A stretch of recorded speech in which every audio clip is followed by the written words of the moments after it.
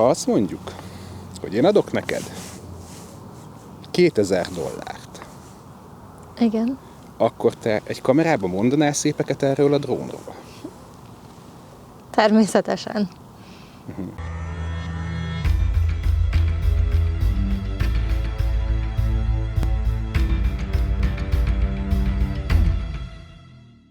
Sziasztok!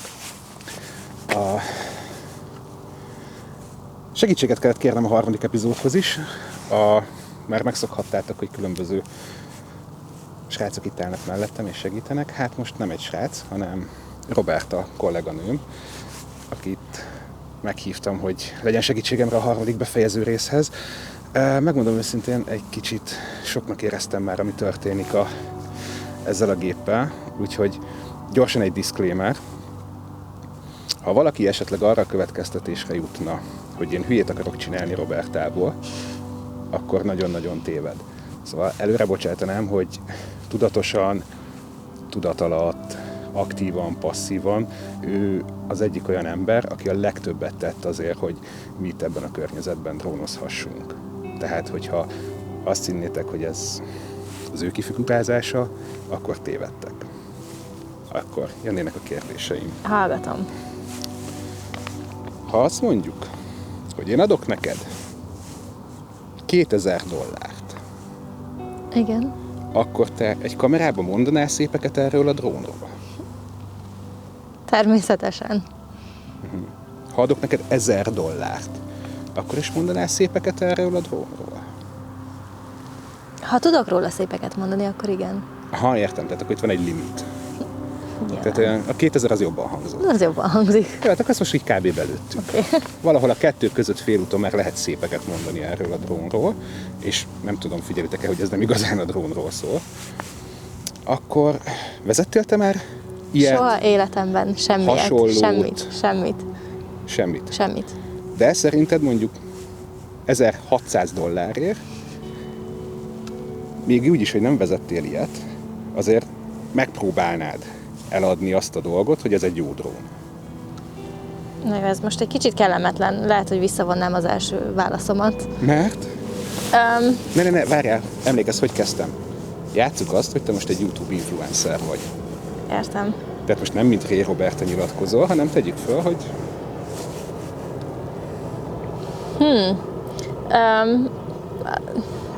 Ez egy nagyon nehéz kérdés, most zavarba hoztál egyébként. Nem volt célom.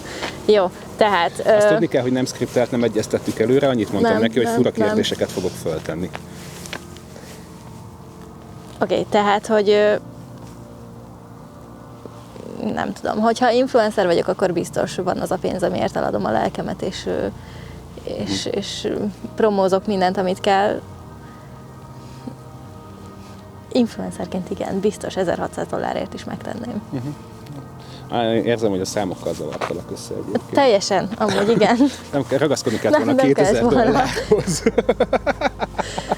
Jó, tehát... Nem baj, alakul. Szóval, jó.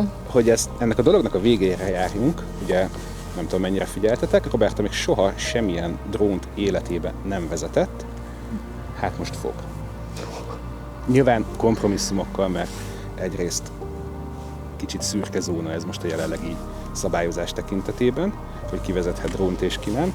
Másrészt meg én sem vagyok teljesen bolond, hogy nekem ezt utána majd ki kelljen fizetni, mert kiflibe hajlott, vagy kárt tegyünk bármiben, vagy bárkiben. Úgyhogy valószínűleg úgy fogjuk csinálni, hogy az előre, hátra, jobbra-balra az Roberta irányítása alatt lesz, a fölle meg az én irányításom alatt. RC szignál. Jó, most minden jó. Minden jó? Minden jó. Hallod? Ilyen se volt még? Hallod? Megtanulod, hogy működik. Király. És már csinálhatod is a review. Jó. Hú. Istenem, csak összejön. Ezt a keserves nyomorúságot. Majd amikor kérem, akkor a jobb kezedet majd egy kicsit tartsd magad elé. Oké. Próbáljuk el. Ott van, megvan a kis kar? Igen. Jó. Nagyon finoman mozdítsd előre, hogy nézem, hogy mit csinálsz. Jó, még egy kicsit. Jó. Jó, ennél többet majd nem is kell, ugyanaz hátrafele. Jobbra-balra. Jó. Zseni. Jó, akkor játszunk. Oké.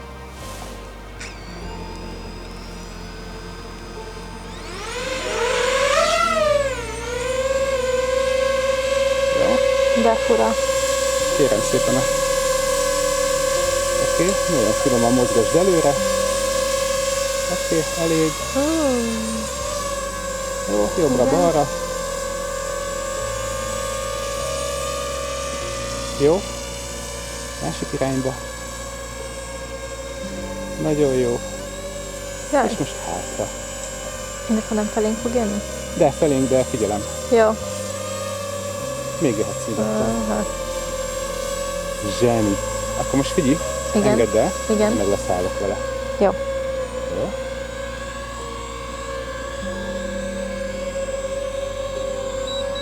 Leszáll ő magától. Igen, auto-landing process. Roberta, milyen volt életed első drónvezetése? Nagyon furcsa. Melyik része? A tájékozódás vele, tehát, hogy egyébként tök jó, tök poén, de nagyon érdekes. Érdekes. Így félelmetes egyébként Félelmetes. nekem. Sokkal közelebbre tettem volna, tehát azt hittem, hogy amikor hoztuk hátra, akkor itt van. Nem. Bőven. Tudnál szépeket mondani róla? Nem kell, csak hogy Ennyiből tudnál-e. azt hiszem még nem, Még nem? de Nem lennél jó influencer. tudom. Nem tervezek influencer pályára menni, éppen ezért. Ezen még egy kicsit szerintem dolgozni kell, hogyha erre gondolkodnál, de Azt hiszem. De amúgy biztos, tehát jó, működhet a dolog. működhet a dolog. Egy kicsit. Van kedved olyanhoz, hogy ilyen megyek, neked ez fönn van a Aha. szemeden, én meg megyek egy kicsit Na, na. körbe vele. Igen, Jó? igen. Legyen benne neked is valami Jó. A stresszen túl. Jó, Ne mehet. számíts nagy dolgokra, mert... Szóval akkor lényegi információk. Hogy repül a gép? Nem jól. Az első firmware-rel, amivel megkaptam, azzal rettenetesen szörnyű volt. Annyira propvassos volt, és annyira bizonytalanul mozgott a levegőben, és ez még kiegészült egy range problémával is, hogy egyszerűen féltem vele repülni. Egyrészt azért, hogy kárt teszek benne, másrészt azért, mert teljesen kiszámíthatatlanul viselkedett a levegőben. Ez a Zero Day firmware, tehát amivel akik megrendelte, kivette a dobozból. Ha valaki megnézi majd a második epizódot, amit a Bandit csinál, akkor ott volt egy attól különböző firmware is, az egyáltalán nem repült. Ez ne zavarjon össze senkit, nem arról van szó, hanem arról, amivel mindenki megkapta, ki megvette a gépet. Aznap, megjelenés napján kijött hozzá egy új, egy kicsit jobb lett. Ez a kicsit jobb lett, ez azt jelenti, hogy egy icipicit jobban kezeli a propvast, egy icipicit kevésbé imbolyog, de igazából ez jó repülési élmény szempontjából sosem lesz, és a legnagyobb probléma, ami ebben benne van, vagy amit ez akkor... Na, újra. Szóval a legnagyobb probléma az, hogy teljesen laza a kamerának a felfüggesztése. Ugye itt egy egytengely stabilizált gimbalról van szó, ami egy kis gumibakakon ül, és hogyha egy kicsit is így megpöckölöd a gépet, akkor látod, hogy óriási, több milliméteres kitérése van a kamerának, egyszerűen rezeg. Tehát bármi olyan probléma merül fel, amikor ennek a gépnek dolgozik a PID kontrollere, és egy nagyon picit is erősebben ránt a gépen, azt a kamera az FPV feedben felnagyítja a 10-szeresére. Na most megpróbálok most itt repülni, megkérem Robertát, hogy mert ő még itt van, hogy üljön be a cuki kis bogarába, amit egyébként azért választottunk ezekhez a felvételekhez, mert meglepő módon hasonlít az autója ennek a gépnek a formavilágára. Szóval, hogy menjen egy kicsit körbe-körbe, és megyek utána, és valószínűleg itt egy olyan felvétel készül, ahol a gép által készített felvételre ráteszek egy DVR-t, hogy lássátok, hogy mi a különbségek, és megpróbálok magamhoz, vagyis a mikrofonhoz közel csinálni egy-két érdekesebb vagy erősebb fordulót, hogy halljátok a gép hangját. Rossz hangja van. Tehát olyan hangja van a gépnek, amikor dolgozik, és most egy kicsit fújdogál a szél, hogy egyszerűen ez az a hang, amit így leszállsz a géppel, és azt mondod, na jó, ezen valamit állítsunk, mert ez így nem jó, ez nincs rendben. De ez gyárilag ilyen. Úgyhogy Roberta, kérlek. Megyek. Köszi. Ja, és igen, a non plus ultra nem ám felszállsz akróban, és akkor csinálod a dolgod, és leszállsz. Nem, felszállsz stabil módban, kvarcjátékozol a szemüvegben, átváltasz akróba valamennyi idő alatt, amikor már úgy gondolja, hogy ott vagy, és akkor utána csinálhatsz, amit akarsz. És kell állítanod kameraszöget aksi cserénként. Mert az milyen poén már? Ja nem.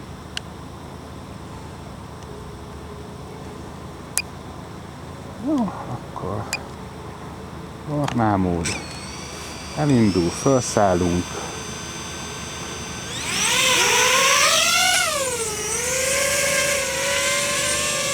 Jó, áttesszük akróba. Kvarcjátékozunk, mert ez kell. Hát feltétlen hát. Most váltották, de jó. És akkor megyünk szépen föl alá.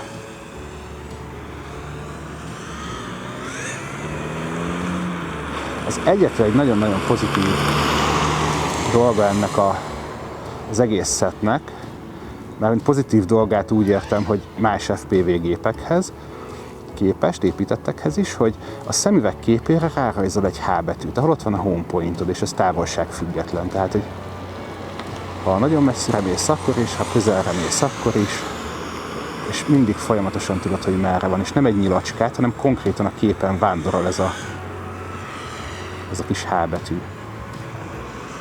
És ez egy nagyon-nagyon praktikus dolog, hogy őszinte legyek. Ezt tényleg át lehet még.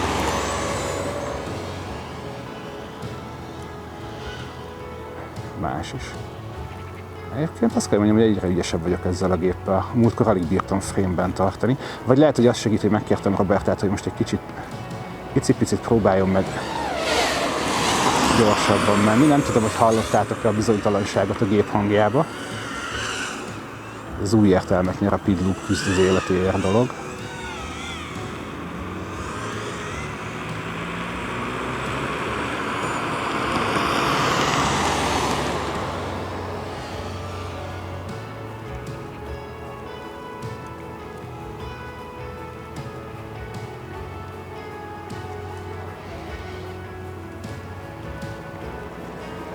Szóval működik.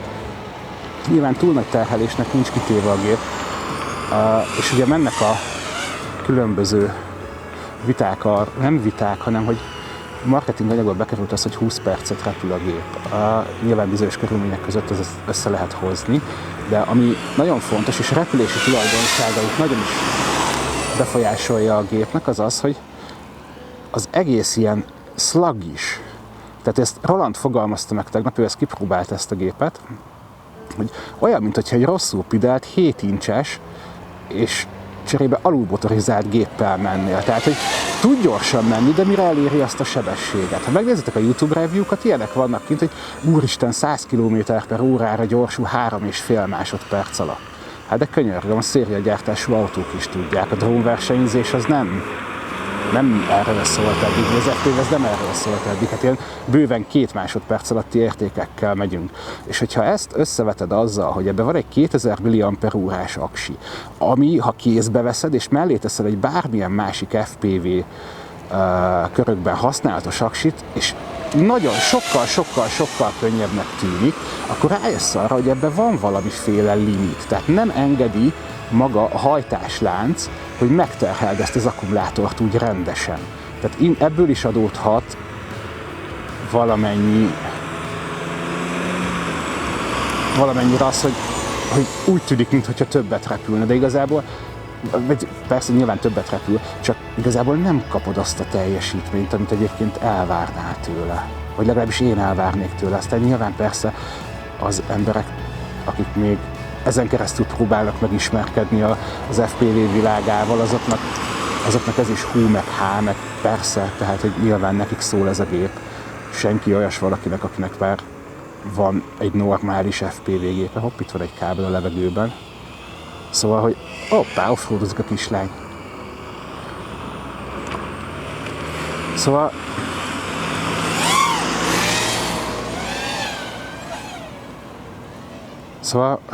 hol is tartottam? Szóval kinek szól ez a gép? Ugye Feri is elmondta az első részben, hogy valószínűleg olyan embereknek szól ez a gép, akik eddig vagy idő, vagy tudáshiány miatt nem vágtak bele ebbe a dologba. Most szerintem, én azóta nagyon sokat gondolkoztam, aztán megnéztem ezeket a review-kat, ahol a felvételek 99,9%-a stabil módban készült, őrület. Ez valószínűleg azoknak szól ez a gép, vagy az a célcsoport, hogy azok lesznek ezzel boldogok, inkább ezt mondanám, akik el akarják mondani magukról, hogy nekik van FPV gépük, el akarják mondani magukról, hogy ők akár FPV pilóták is lehetnének, hogyha átkapcsolnának egy gombot, pedig maga a gép az kimondottan nem javasolja neked, hogy te ezt használd. Tehát egy olyan érzés, mintha le akarna róla beszélni. Tehát hogy azon túl, hogy gyárilag nincsen ez az üzemmód konfigurálva benne egy gombra se, vagy kapcsolóra, hanem ezért neked küzdened kell, majd miután azt hitted, hogy készen vagy, akkor mindenféle meglepetések érnek, mert hát nem azt csinálja a gép, amit elvárnál tőle, ezért ki kell kapcsolnod még egy biztonsági funkciót, ami jól el van dugva, ahhoz, hogy te tényleg csinálhassál vele flippeket, meg rollokat, hát így, hogy is mondjam, nem tudom, káosz az egész. Arról ne is beszéljünk, hogy a firmware-kkel milyen issúk vannak, hogy ha valaki vesz csak önmagába egy V2-es szemüveget, akkor igazából és nem aktivált a szoftver frissítés előtt, akkor így járt, amire a ma reggeli hivatalos válasz a DJI Customer Supportnak az, hogy akkor csinálunk egy DOA processzt belőle, mert mást nem tudunk kezdeni. Ha valaki nem tudná, a DOA az a Dead on Arrival-nek a rövidítése, tehát hogy gyakorlatilag használhatatlan terméket kaptál, és akkor majd kicseréljük, és valami. Tehát, hogy ez így, hát nem tudom, káosz az egész. De egyébként tetszik. Tehát, hogy úgy értem, hogy miért akarták csinálni, csak ennek még fejlődnie kell. Ja, és nagyon fontos megjegyezni egyébként, hogy konstrukciós hibája nincs. Tehát olyan dolga nincs, ami miatt azt mondom, hogy ez pár szoftver frissítés után ne lenne egy teljes körűen használható dolog, vagy egy jó dolog, de így jelen állapotában ezt így ajánlani bárkinek, gyakorlott FPV pilótának azért nem, mert kínlódás, kezdőnek azért nem, mert figyelj, ne egy 500 000 forintos szettel kezdjél el tanulni. Ha HD-t akarsz, vegyél valami kis mikrót, amiben van egy Vista, aztán üsd, vágd, azt ki fogja bírni mindent is, ehhez képest meg örök élet plusz 2 nap. Mármint esésállóságban. Tehát, hogy várjatok, ne vegyétek meg. Szerintem még. Bár persze nyilván nem tudom, mennyit számít az, hogy valaki azt mondja, a sok vedd meg világ megváltó szerkezet mellett, hogy nem a legbölcsebb döntés a világon, de legyen egy ilyen vélemény. Sziasztok! Ja, bocs, még egy dolgot megmutatok, leszállni, figyelj, belövöd kb. Középre a gázt, és beteszed stabilra, és ez így néz ki. Rohadtul megijedtem az elején, amikor ilyet csinált. Azt hittem, le fog esni, de nyilván nem.